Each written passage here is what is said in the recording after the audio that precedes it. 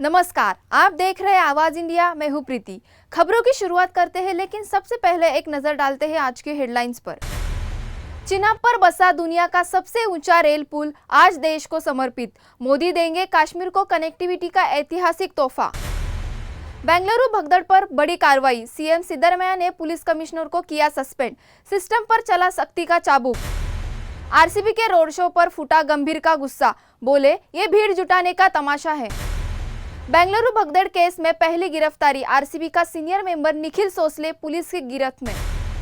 Musk बना Trump. Elon Musk बोले, मेरे बिना चुनाव नहीं जीत सकते थे ट्रंप। अब खबरें विस्तार से। प्रधानमंत्री नरेंद्र मोदी आज जम्मू कश्मीर को दे रहे हैं कनेक्टिविटी का ऐतिहासिक तोहफा। चिनाब नदी पर बना दुनिया का सबसे ऊंचा रेलवे ब्रिज आज राष्ट्र को समर्पित होगा। 1.3 किलोमीटर लंबा और 359 मीटर ऊंचा ये ब्रिज आईफिल टावर से भी 35 मीटर ऊंचा है। ये पुल 260 किमी प्रति घंटे की रफ्तार से बहती हवा और जोन 5 जैसे भूकंप क्षेत्र में भी स्थिर रह सकता है। निर्माण में लगे हैं 30,000 टन स्टील और आधे फुटबॉल मैदान जितनी चौड़ी नींव। प्रधानमंत्री मोदी कटरा से श्रीनगर तक वंदे भारत ट्रेन को हरी झंडी दिखाकर एक नए युग की शुरुआत करेंगे। इसके अलावा देश के पहले केबल स्टे रेलवे ब्रिज अंजी पुल का भी लोकार्पण होगा। इस दौरे पर पीएम मोदी 46,000 करोड़ रुपए की परियोजनाओं का उद्घाटन करने वाले हैं। ऑपरेशन सिंदूर के बाद ये दौरा केवल विकास नहीं बल्कि नए विश्वास का प्रतीक माना जा रहा है। कश्मीर घाटी का रेल से जोड़ना अब हकीकत बन चुकी है और ये सपना आज पूरे भारत का गर्व है। बेंगलुरु भगदड़ कांड पर कर्नाटक सरकार ने बड़ा फैसला लिया है। मुख्यमंत्री सिद्धरमैया ने पुलिस कमिश्नर बी दयानंद को सस्पेंड कर दिया है। घटना के लिए जिम्मेदार माने जा रहे कई वरिष्ठ पुलिस अधिकारियों को भी हटाया गया है। भगदड़ में 11 लोगों की मौत दर्दनाक हुई थी। अब वरिष्ठ आईपीएस अधिकारी सीमंत कुमार सिंह को नया पुलिस कमिश्नर बनाया गया है। सरकार ने इस हादसे की जिम्मेदारी तय करते हुए सख्ती दिखाई है। मुख्यमंत्री ने आरसीबी टीम, डीएनए एंटरटेनमेंट और कर्नाटक क्रिकेट संघ के खिलाफ कार्रवाई के आदेश दिए हैं। इन सभी पर गैर इरादतन हत्या सहित कई गंभीर धाराओं में एफआईआर दर्ज हुई है। ये भगदड़ चिन्नास्वामी स्टेडियम के पास एक इवेंट के दौरान मची थी। लापरवाही और भीड़ प्रबंधक की चूक पर अब पुलिस और आयोजकों पर शिकंजा कस गया है। आईपीएल ट्रॉफी जीतने के बाद आरसीबी का रोड शो और उस पर गौतम गंभीर का तीखा हमला। टीम इंडिया के पूर्व क्रिकेटर और बीजेपी सांसद गौतम गंभीर ने आरसीबी के रोड शो को बताया है बकवास। गंभीर बोले, जीत के बाद सड़कों पर उतरना समझदारी नहीं, ये सिर्फ भीड़ जुटाने का तमाशा है। उन्होंने कहा, 2007 में जब हम वर्ल्ड कप जीतकर लौटे थे तब भी मैंने रोड शो का विरोध किया था। गंभीर के मुताबिक ये वक्त जश्न का नहीं बल्कि मैदान पर और मेहनत करने का है। दरअसल चिन्नास्वामी स्टेडियम के पास रोड शो के दौरान भारी भीड़ में भगदड़ मच गई थी। गंभीर ने कहा, ऐसे आयोजनों से क्या साबित करना चाहते हैं खिलाड़ी। उनका ये बयान इंग्लैंड दौरे से पहले प्रेस कॉन्फ्रेंस में किया जा रहा था और अब सोशल मीडिया पर भी जमकर वायरल हो रहा है। बेंगलुरु हादसे पर बड़ी खबर सामने आ रही है। मिल रही खबर के मुताबिक बेंगलुरु स्टेडियम के बाहर मची भगदड़ में 11 लोगों की मौत के मामले अब सामने आ रहे हैं। फ्रेंचाइजी समेत 3 लोगों के खिलाफ एफआईआर दर्ज की गई है। रॉयल चैलेंजर्स बैंगलोर टीम के मार्केटिंग के प्रमुख निखिल सोसले को चिन्नास्वामी स्टेडियम के पास हुई भगदड़ के सिलसिले में गिरफ्तार किया गया है।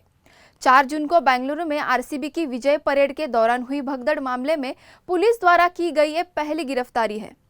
इस मामले में 3 लोगों को हिरासत में लिया गया है। पुलिस ने इस मामले में एफआईआर दर्ज की थी, जिसके बाद ये कार्रवाई की गई है। निखिल सोसले को भारतीय क्रिकेटर विराट कोहली और अभिनेत्री अनुष्का शर्मा का करीबी दोस्त माना जाता है। अमेरिकी राजनीति में अब सीधा टकराव। एलन मस्क बनाम डोनाल्ड ट्रंप।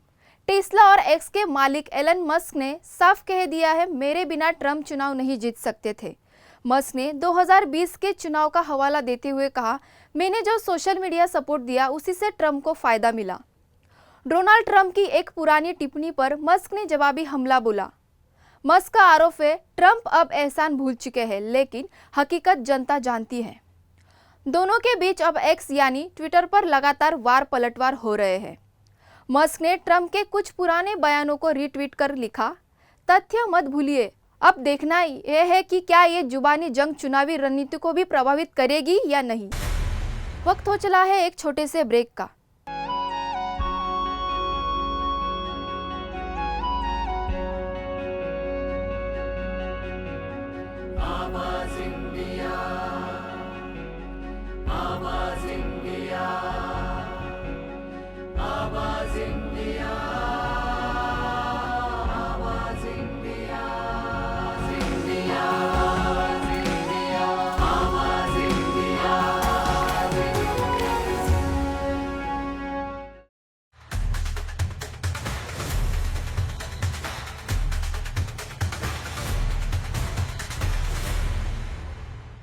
ब्रेक के बाद आवाज इंडिया के दर्शकों का स्वागत है।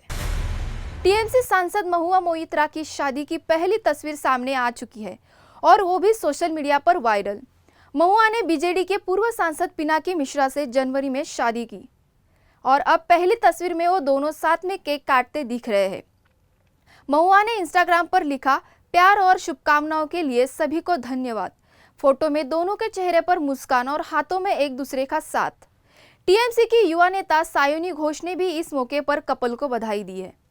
सांसद जून मलैया भी शादी में शामिल हुए और तस्वीरें साझा की। महुआ 50 की है जबकि पिनाकी मिश्रा की उम्र 65 साल है। कुल मिलाकर ये शादी अब राजनीतिक गलियारों से सोशल मीडिया तक चर्चा में है। शिलोंग में लापता जोड़े राजा और सोनम की आखिरी झलक अब सीसीटीवी में कैद हो गई है। फुटेज में दोनों सफेद कपड़ों में बैग लिए चलते नजर आते हैं। दिन था 23 मई। उसके बाद दोनों कभी वापस नहीं लौटे।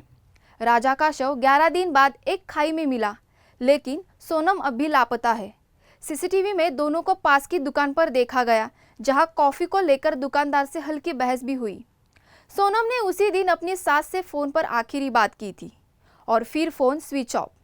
अब पुलिस ने इस फुटेज को जांच का अहम हिस्सा बना लिया है। सोनम की तलाश वाईसाओडोंग की घाटियों और जंगलों में लगातार जारी है। महाराष्ट्र में एक बार फिर कोरोना ने चिंता बढ़ा दी है। राज्य में बीते 24 घंटों में 98 नए कोरोना केस सामने आए हैं। मुंबई में सबसे ज्यादा 34 मामले दर्ज हुए, जबकि पुणे में 38। इस समय राज्य में 548 एक्टिव केस है, यानी संक्रमण दोबारा पैर पसर रहा है। जनवरी से अब तक 17 मौतें हो चुकी है और 14,000 से ज्यादा सैंपल टेस्ट किए गए हैं। स्वास्थ्य विभाग ने लोगों से मास्क पहनने और भीड़भाड़ से बचने की अपील की है। विशेषज्ञों ने कहा है कि लक्षण दिखने पर तुरंत जांच और आइसोलेशन जरूरी है। फिलहाल प्रशासन अलर्ट मोड में है और आम जनता से भी सहयोग की अपील की जा रही है। इंग्लैंड दौरे पर जसप्रीत बुमराह की प्लेइंग शेड्यूल को लेकर सस्पेंस बरकरार है। टीम इंडिया के मुख्य कोच गौतम गंभीर ने कहा, बुमराह किन 3 टेस्ट में खेलेंगे अभी तय नहीं है। उन्होंने ये भी कहा कि हमारी तेज गेंदबाजी यूनिट बुमराह की गैर मौजूदगी में वर्कलोड संभाल रही है।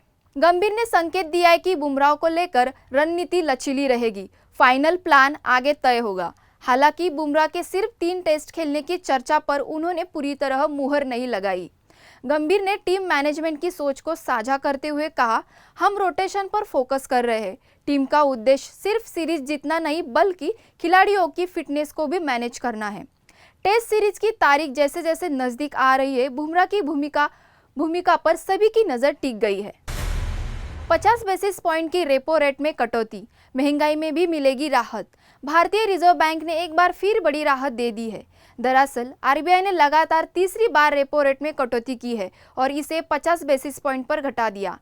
इस ताज़ा कटौती के बाद अब रेपो रेट 6% से नीचे 5.50% पर आ गया है। बता दें कि इसे पिछली 2 एमपीएससी बैठकों में भी ब्याज दरें 25-25 बेसिस पॉइंट पे घटाई गई थी। बैंक लोन लेने वाले ग्राहकों के लिए अच्छी खबर है, उनकी ईएमआई अब और भी कम हो जाएगी।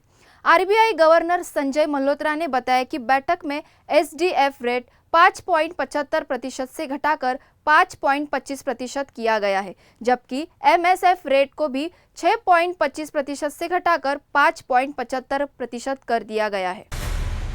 फिलहाल आवाज इंडिया में बस इतना ही। फिर होगी आपसे मुलाकात, तब तक के लिए नमस्कार।